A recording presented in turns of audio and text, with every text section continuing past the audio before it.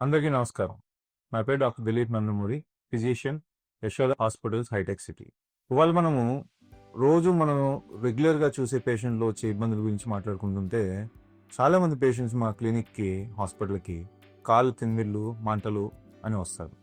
So, ఇది చూడటానికి చాలా సింపుల్ సింప్టమ్‌లా ఉంటది. కాళ్ళు తిమ్మిర్లు, మంటలే కదా! ఏదైనా విటమిన్ డెఫిషియన్సీసే కదా! కావచ్చు.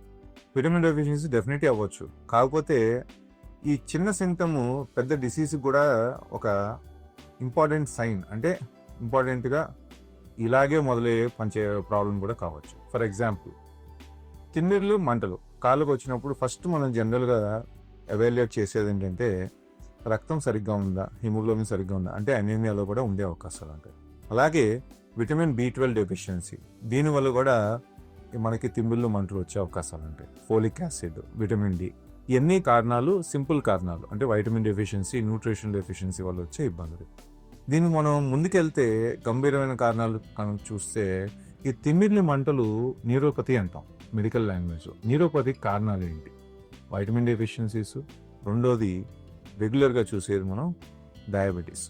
ఈ సిమ్టమ్స్ వచ్చిన వాళ్ళకి మనం రెగ్యులర్గా బ్లడ్ టెస్ట్ చేస్తే షుగర్ బయటపడటం, అధికంగా షుగర్ ఉండటం చూడటం, వాళ్ళకి అప్పుడు దాకా తెలియకపోవటం, సో అప్పుడే డయాగ్నోస్ అయ్యే అవకాశాలు కూడా ఉంటాయి. రెండోది నరాల ఇబ్బంది. బ్రెయిన్లో ఏదైనా చిన్న స్ట్రోక్ కానీ, బ్లడ్ క్లాట్స్ కానీ, బ్లీడింగ్ కానీ వచ్చినా కానీ మనకి తిమ్మిర్లు, మంటలు కాళ్ళకు వచ్చే అవకాశాలు ఉంటాయి. అది బ్రెయిన్లో. నెక్స్ట్ కిందకు వస్తే స్పైన్లో స్టినోసిస్, అంటే ఏదైనా డిస్క్ ఇష్యూస్ ఉండి దానివల్ల నరాలు ప్రెస్ అవుతుంటే, అది నెక్ దగ్గర కావచ్చు, నడుం దగ్గర కావచ్చు, వీపు దగ్గర కావచ్చు. ఏ లెవెల్లో డిస్క్ ఉండి ఆ లెవెల్లో డిస్క్ నర్వ్ని కంప్రెస్ చేస్తుంటే ఆ ఏరియా మొత్తము తిమ్మిర్లు, మంటలు వచ్చే అవకాశాలు ఉంటాయి. ఇదొక కారణం.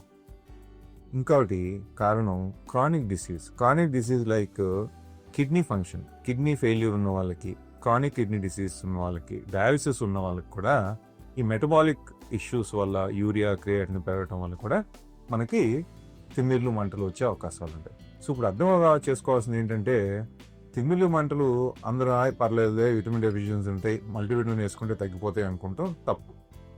డెఫినెట్గా అది కూడా అవ్వచ్చు విటమిన్ డెఫిషియన్సీ. అది వచ్చి డాక్టర్ని కలిసి విటమిన్ డెఫిషియన్సీ సంతోషం, సింపుల్గా మనం మల్టీవిటమిన్స్ ఇంజెక్షన్స్ ఇస్తే తగ్గిపోద్ది.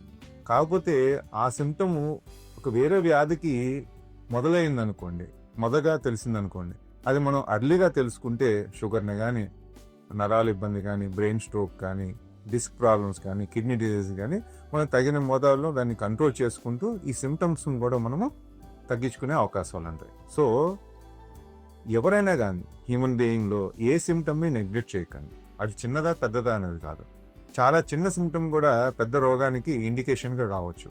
అందుకని ప్రతి సిమ్టమ్ని జాగ్రత్తగా మీకు ఎందుకు వచ్చిందని ఎవాల్యుయేట్ చేసుకుని దాన్ని ఫిజిషియన్ దగ్గరికి వెళ్ళి ఆ సిమ్టమ్స్ అన్ని కరెక్ట్గా ఎలా స్టార్ట్ అయినాయి, ఎలా అనిపిస్తుంది మీకు, అది మీ లాంగ్వేజ్లో చెప్తే దాన్ని బట్టి మేము దానికి తగ్గట్టుగా ఎగ్జామినేషన్ చేసుకుని ఇన్వెస్టిగేషన్స్ ఆర్డర్ చేస్తే దాన్ని బట్టి వచ్చే రిజల్ట్స్, క్లినికల్ ఎగ్జామినేషన్ వచ్చే ఫైండింగ్స్ బట్టి మనం దానికి సరిగ్గా ట్రీట్మెంట్ ఇవ్వడానికి అవకాశాలు ఉంటాయి.